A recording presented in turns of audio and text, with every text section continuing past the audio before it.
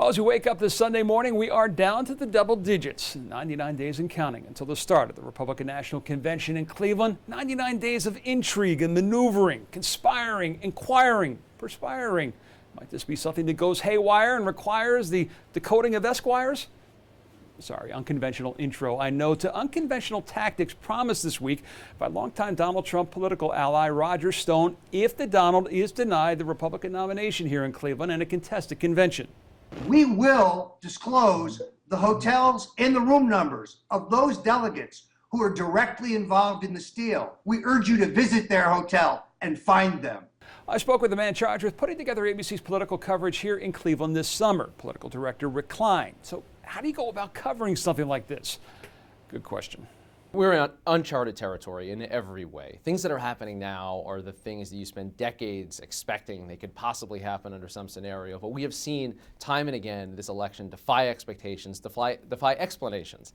And we're now on the precipice of something that has no precedent at all in modern American politics. No one has a firm sense of where this is headed. But there's so many layers to this story. I mean, there's so many layers to a campaign organization that has to fight for votes as well as delegates, work these delegates one by one, security, protests, deal making and horse trading that could happen at the convention. There's so many possibilities here. So all you can do is kind of throw as many lines out as possible and hope you're going to catch a few.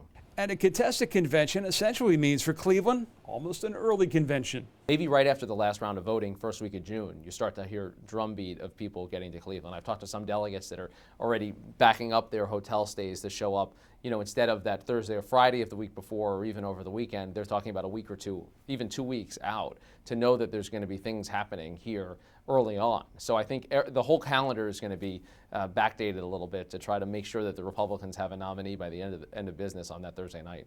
And those charged with pulling off the convention made it clear this week the balloons will drop on the Thursday night. The convention will not be extended. The Committee on Arrangements had a spring media walkthrough of the arena and the convention center this week where they remained mission focused. They don't have the luxury of stopping to watch what's going on in the race itself. Our job is administrative. Our job is to put this thing together and have it ready no matter what happens out there.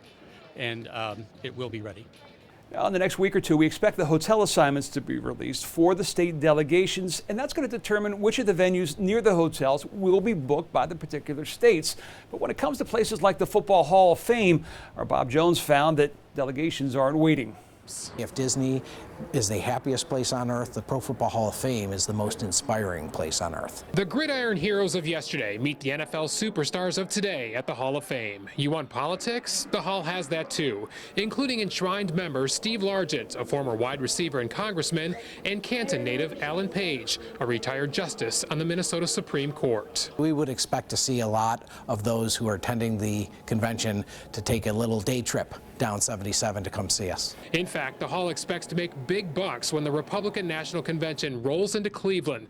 Delegates representing several states already calling to schedule tours and luncheons. We've already secured New Mexico delegation to come here and hold a private event here at the Hall. We've heard from California and Nebraska. The Hall of Fame is also taking the show on the road by having a presence at the convention center to entice more visitors. I think the RNC is huge for all of Northeast Ohio. Visitor Grant Collins lived in Denver during the 2008 Democratic National Convention and witnessed the huge economic impact to the area. You could tell that all the hotels were full, all the restaurants were booming, the taverns, the bars. Guests will also get a preview of things to come, the dirt and construction equipment, signs of the future $500 million Hall of Fame village.